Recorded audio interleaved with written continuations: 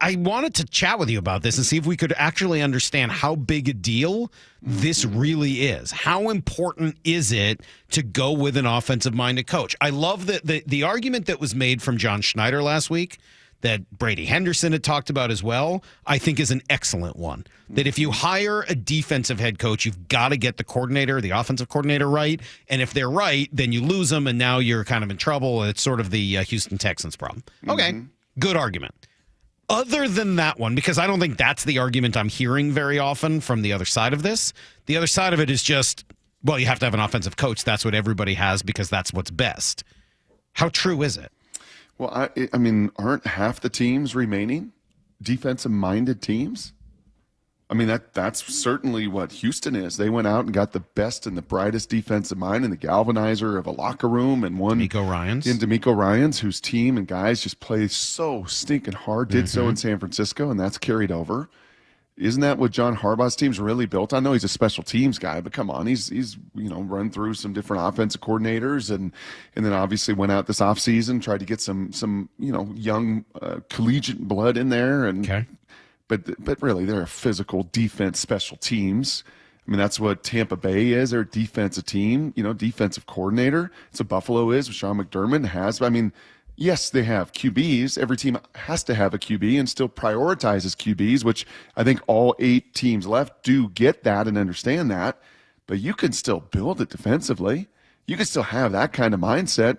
And frankly, I would contend that, man, if you have that young defensive whippersnapper and he sets the standard and the tone, and I know Dan Campbell was a former tight end and on the offensive side of the ball was Sean Payton, but his mindset, his physical, like we're going to come up and hit you and just knock your teeth out. That's the mindset, coupled with a great understanding of QB development.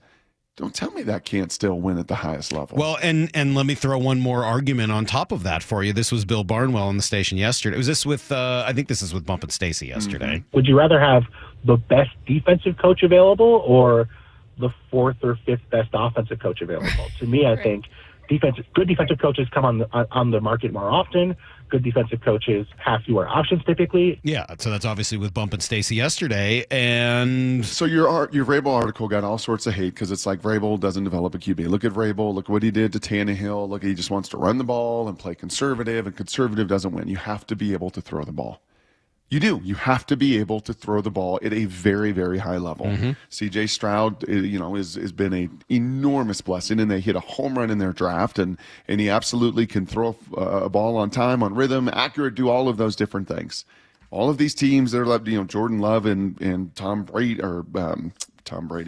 Mahomes and Kyle, Josh Allen, they're all showing you, yes, you have to have that. And Jared Goff's had it's been a revelation there in Detroit.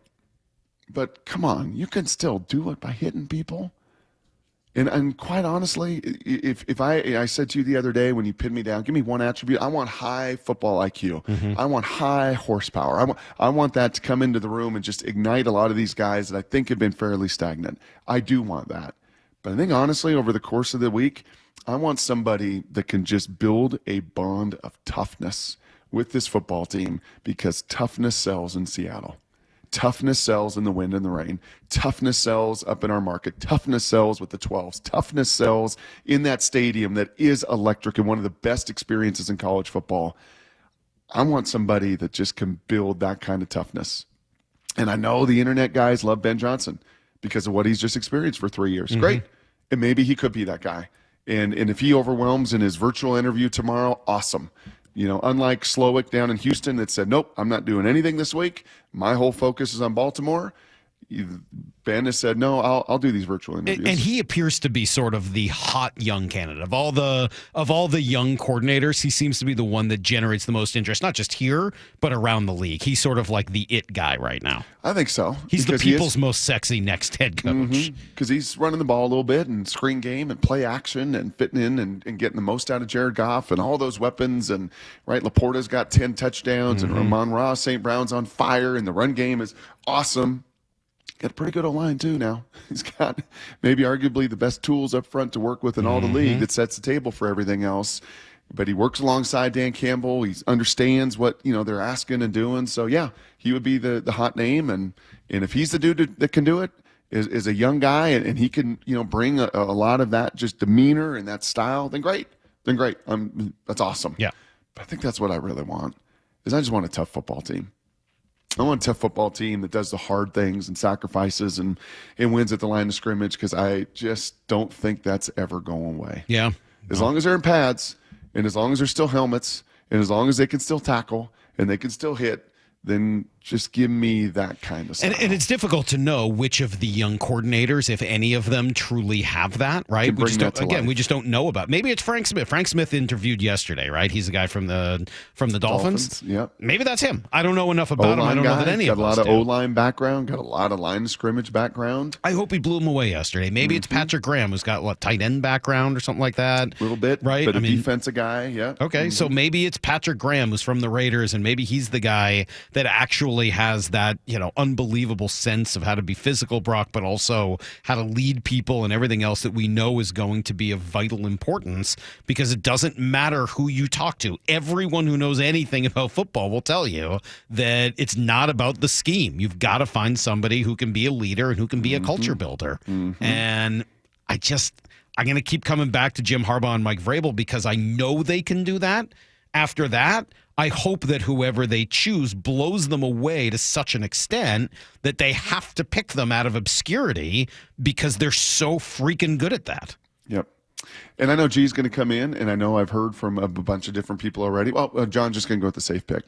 John's going to just go with the known commander. He's going to go. He's going to go with a Vrabel. He's going to go. You would love a Harbaugh. Dan Quinn is certainly a very safe pick, and he knows what he's going to get. That just does not. Doesn't feel like John. Here's Thomas Dimitroff, who had this to say about the situation. I think Tennessee is a great fit. I think Carolina, as much as people are making their comments about Carolina, yeah. I mean, I'd love to see him pair with his buddy back in Seattle and John Schneider. I mean, those guys go way back to when we hired him in Atlanta. I mean, I spent a lot of time talking with John Schneider about him. It's not just a done deal there, though, in my mind, in Seattle. I think there are other places out there that would be a great fit as well. He was an old GM, right, down in Atlanta. He was the Atlanta GM, yeah. Yep. Yeah. Whew. I just want some dominoes to start falling. I hope over the course of the weekend, or maybe even, tonight, today, this afternoon, I hope we just get a couple of these dominoes to start falling. I think LA and Atlanta got to fall first. I think they're the most unencumbered. I think you have, an ownership in Atlanta that wants to get something done, and you have a Justin Herbert that is incredibly intriguing, I'm sure, to a Jim Harbaugh and some of these others. I would love to just see a couple of those dominoes fall, so then Seattle becomes a little more in the forefront of the decision making. I got to go do my push-ups. So you got push-ups. I'm sorry. Oh, I didn't. Excuse me. Do you realize I do push-ups during every break? Is that true? Is that why you're so jacked and in such great shape? Still do push-ups during every break. Yeah. That sounds really nice for you. Well, is today arms and back? What is today, bro? Make sure you get that done, Brock. The people need to know exactly where you're at with all of your workout goals at all moments. Also, I'd like to know what Titus thinks about all of these various options. Thank you. I was just going to ask that. Who does Titus want to be the next head coach of the Seahawks? Oh, Does he want offense or defense? He just watches his Well, maybe YouTube he should be a videos part of the interview process. He might that might be helpful if we could get Titus. I didn't even have to talk to them; just look at them, and then maybe we'd know who the best coaching option would be. I'm with you for the Seahawks. All right, well, let's get Titus on maybe as a guest. Hey, we are going to have a good guest on Monday. Sheil Kapadia wrote basically a treatise.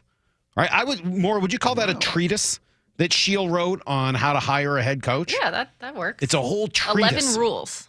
Yeah, Brock, there's 11 rules. It's like John Locke's second treatise on government. Okay. He's written a treatise, and he is going to join us Monday at 8:30 to talk through it. So our buddy Sheil will be on the show on Monday.